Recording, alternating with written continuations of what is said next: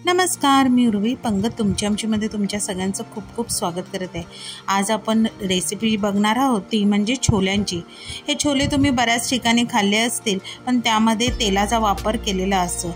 आज मी तुम्हाला हेच छोले हे तेलाचा एकही थेंब न वापरता झटपट असे कुकरमध्ये कसे करता येतील ह्याची रेसिपी आज मी तुमच्याबरोबर शेअर करणार आहे। करायला एकदम सोपी आहे, खायला तर त्याहूनही टेस्टी आहे। खाताना तुम्हाला समजणारही नाही की त्याच्यामध्ये आपण तेल वापरलेले नाही। अशी ही न तेल वापरता केलेली छोल्याची रेसिपी आपण करायला सुरुवात करूया। आता छोले बनवण्यासाठी इथे मी 1/2 किलोपेक्षा जास्त छोले काबुली चणे रात्रभर भिजत ठेवलेले। त्यातलं पाणी काढून आता कुकरमध्ये हे छोले घ्यायचे आणि त्यामध्ये बेसिक गरम मसाला घातलेला आहे। इथे मीडियम साईजचा चिरलेला टमाटा घातलेला आहे, कांदे घातलेले आहेत मीडियम साईज चिरलेले, लसूण बारीक चिरून घातलेले आहे, आलं किसून घेतलेलं आहे। आता त्यामध्येच मी कसुरी मेथीची पावडर घातलेली आहे, आमचूर पावडर घातलेली आहे, गरम मसाला घातलेला आहे, धनेपूड, जिरेपूड, काश्मीरी लाल तिखट घातलेला आहे। सगळ्या मसाल्यांचं प्रमाण हे डिस्क्रिप्शन बॉक्समध्ये मी दिलेलं आहे। आता ह्यामध्येच मी छोले मसाला घातलेला आहे, थोडीशी हळद घालायची आहे।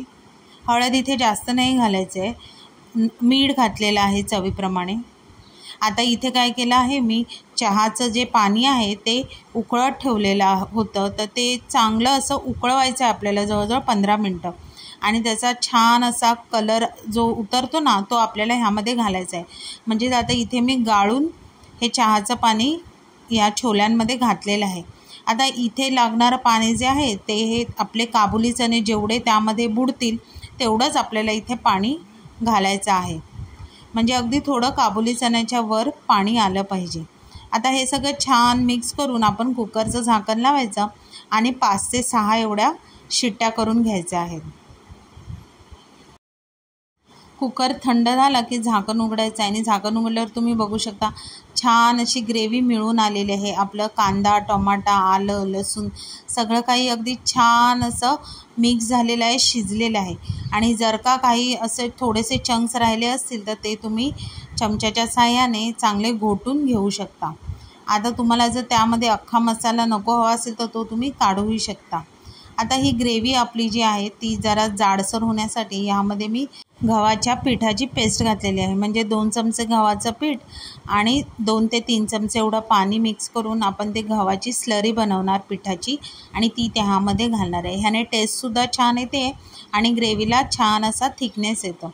आता त्यामध्येच मी कसुरी मेथीची पावडर घातलेली आहे, कोथिंबीर घातलेली आहे, उभे चिरलेले पातळ आल्याचे तुकडे घातलेले आहेत आणि हिरवी मिरची घातलेली आहे। आता हे सगळं घालून आपल्याला फक्त 3 ते 4 मिनटासाठी हे सगळं एकदा शिजवून घ्यायचं आहे। आता छान अशी आपली छोल्याची भाजी शिजलेली आहे, तयार झालेली आहे। कलरसुद्धा सुंदर आलेला आहे, ग्रेव्हीला थिकनेससुद्धा छान आलेला आहे। मेन म्हणजे ही झटपट झालेली भाजी आहे। तर तुम्ही नक्की माझी ही रेसिपी घरी ट्राय करून बघा। रेसिपी आवडली तर रेसिपीला लाईक करा, शेअर करा, चॅनलवर नवीन असाल तर चॅनलला सबस्क्राईब करा आणि अशाच नवीन व्हिडिओच्या नोटिफिकेशनसाठी बेल आयकॉनला प्रेस करायला विसरू नका। तोपर्यंत मस्त राहा।